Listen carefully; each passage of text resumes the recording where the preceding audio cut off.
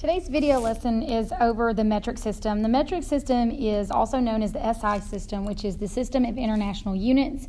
It is used universally worldwide. It's the only system of measurement that gets used globally. Now, there is the English system of measurement that we typically use here in the United States, but no one else uses that.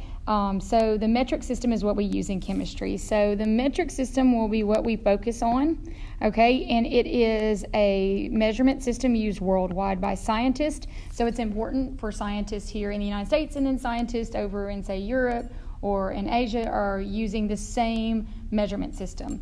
Now, a measurement is anything with a numerical value and a unit. We've been looking at these because we have actually measured volume and density and seeing different measurements as we've gone through sig figs and things in the previous unit.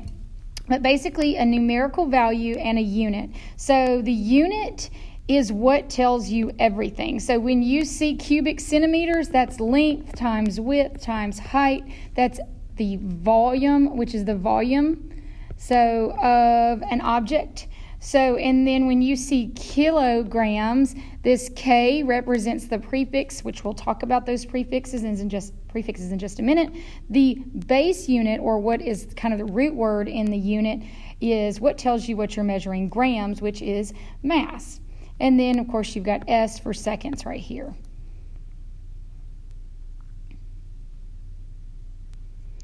All right, now, it's important to know the different things that we can measure. These are actually called quantities. So whatever it is that you're measuring. So if you're measuring mass, that's called a quantity. If you're measuring length, that's a different quantity, okay? Mass we can measure in a variety of ways. Usually we're going to use an electronic balance or a triple beam balance to do mass. Length, if we are measuring length, we're going to use a ruler, a yardstick, a meter stick, measuring tape. Time, you can use just a standard analog clock or you can use a stopwatch. Temperature, we're going to use a thermometer. Now, we are going to talk more about temperature. Temperature in terms of what we're used to seeing on thermometers and what we're used to seeing on the weather is in either degrees Celsius or degrees Fahrenheit. So kelvins we are going to practice kind of converting with kelvins, but a kelvin is the metric units. Is the metric system's unit for temperature. Now, there is a quick conversion in how to convert from degrees Celsius into Kelvin. It basically is adding 273 to get Kelvin. So 20 degrees Celsius in kelvins is just 20 plus 273. So you're always like adding this 273. So this would be 293 kelvins, which is the same thing as 20 degrees Celsius, okay? So we'll talk more about converting between degrees Celsius and kelvins as we go through the next week or so, all right? Now, this is one more unit of metric measurement that's really important, and that is known as the mole. We are not ready to talk about this bad boy here yet. This is going to be a huge conversation piece throughout the year, but we'll hold up and wait on that. For now, we're going to refer to these as well as some derived units. So these are what we call direct, or I like to call them direct units, because we can measure them directly. Every single one of these we can measure directly. So what's really cool about the metric system is it has these prefixes. So basically, a gram may not always be the most appropriate measure for or unit for measuring mass. So like if you were measuring, say, a Cheeto puff, then a gram would be appropriate. But if you were weighing yourself, like the mass of yourself, a kilogram would be more appropriate, okay? So we're going to talk about these prefixes that we can put in front of the base unit that basically changes the quantity, like the size of what you're measuring, whether it's bigger or smaller than the base unit. Now, sometimes the base unit, like I said, is not always the most appropriate unit for measuring, so we've got these prefixes we can use. So for instance, you would not measure the length of your pencil with a meter. A meter is like a yardstick. It's like 3 feet long, okay? So you would not measure a pencil with, say, a meter, okay? You would use a pencil with more, say, like a centimeter. And your ride to school, you wouldn't measure that in meters. Like I said, that's like a yardstick. It's like 3 feet. You would measure in kilometers, which is more like miles, okay? So centimeters are more like what we think of as inches, and kilometers are more like what we think of in terms of miles. And so you can see this prefix. We're going to look at it at a table in just a minute that's going to tell us what these prefixes mean in relation to the base unit meter, okay, which is just what we use to measure distance or length, okay? So we're going to talk about how it's appropriate to use different units depending on the size of the map.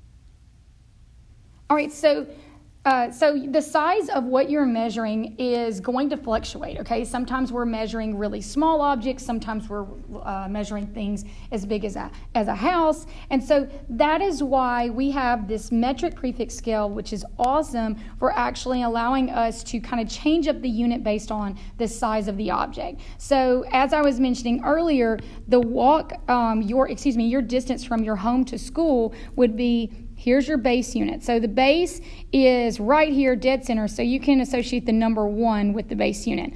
And as we go up, okay, through these prefixes, these are prefixes that represent larger than the base. So basically what this means is a kilometer is 1,000 times larger than a meter, okay? And then you can go down here on this end and say like a centimeter is 100 times smaller than a meter.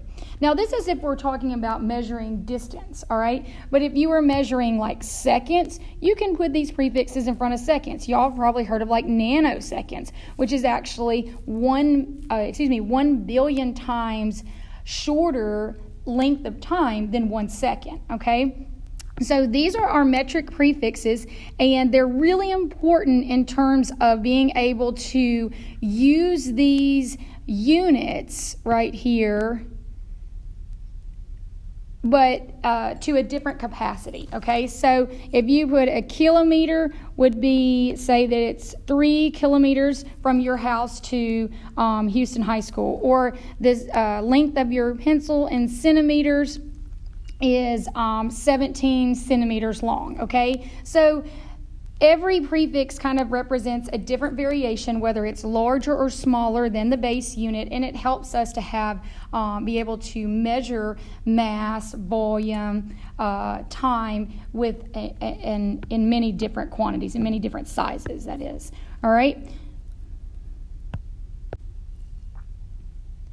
Now, earlier we were looking at specifically mass, length, time, temperature. Those, if you'll recall, I called those direct units. Well, what we're about to look at are known as derived units, and you guys have actually been working with these types of units already this year. So area we don't use a whole lot, but these two right here have been something that we have been applying in class, okay? A derived unit is a combination unit. Okay, it is 2 different metric units combined. And the reason why you have them is because derived units are due to a calculated measurement. So these are calculations that have to be, these are measurements that have to be calculated. You can't just measure them directly.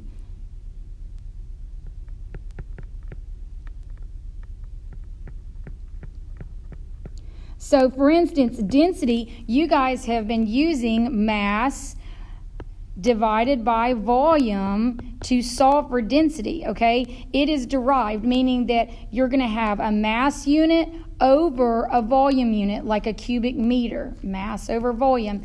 Grams per cubic centimeter, mass over a unit of volume, okay?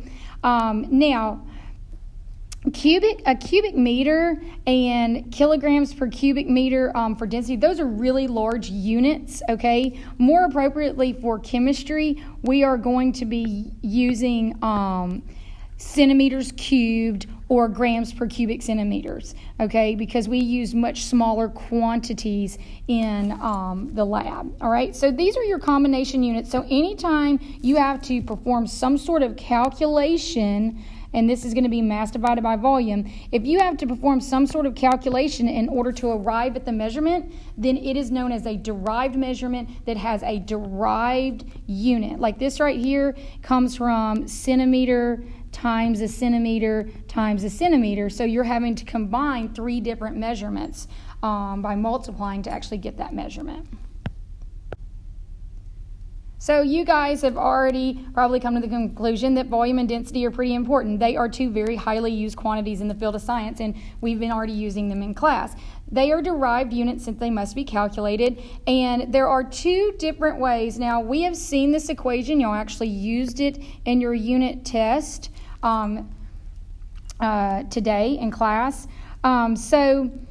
But volume, we have also used when we were doing the density cubes. You guys had to say length times width times height. But that is because the cubes were a geometric solid, okay? Geometric solids like cubes and rectangular shaped cubes, or not cube, but rectangular shaped solids, we can get the length, width, and height of. However, if it's an irregular shape, solid, then you have to use something known as water displacement.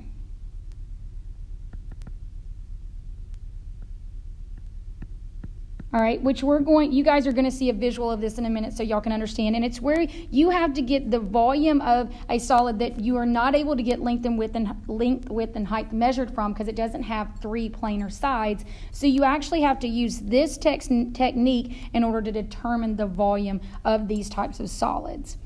Now, of course, we know density is calculated. It's mass over volume, mass divided by volume.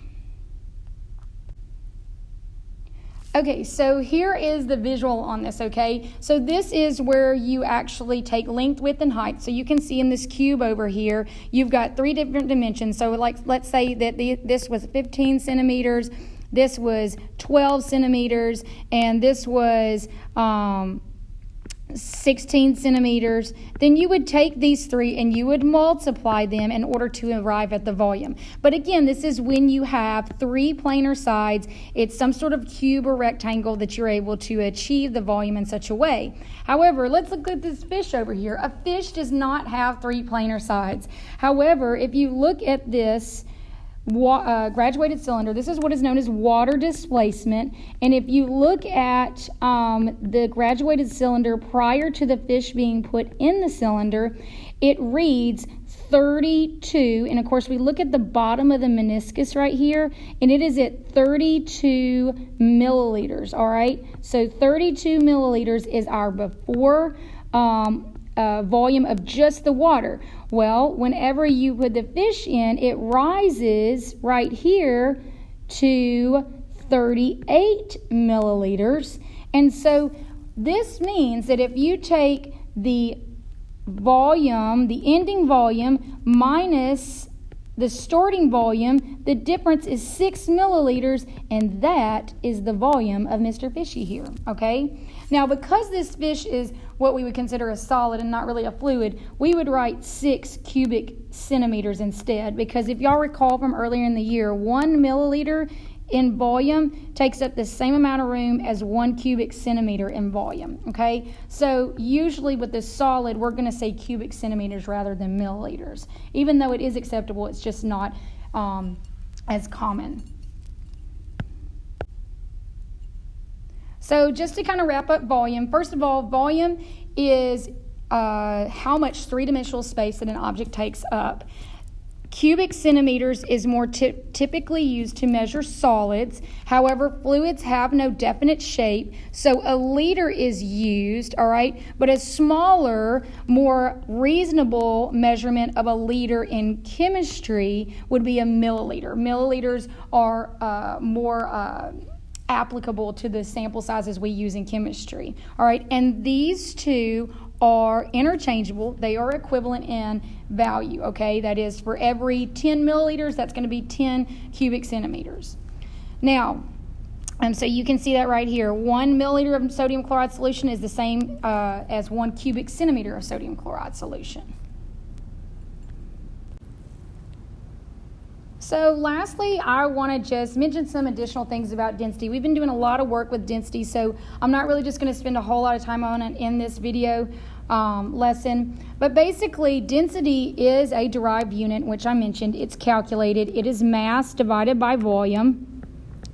And the density, one thing I want to talk about in this visual is that water has a density of 1.0 grams per milliliter, and know that that's the same thing as 1.0 grams per cubic centimeter, okay? But the density of water is always 1, okay? So right here, now this is colored water. It's got some food coloring in it, but either way, water has a density of 1. Something that was mentioned when we did the density cubes, but I want to just mention it again here, is that anything that has a density greater than 1, so is going to sink in water. So all of these things down here, we can go ahead and say with confidence that the density for all of these items are greater than 1 gram per milliliter or 1 gram per cubic centimeter, if we want to say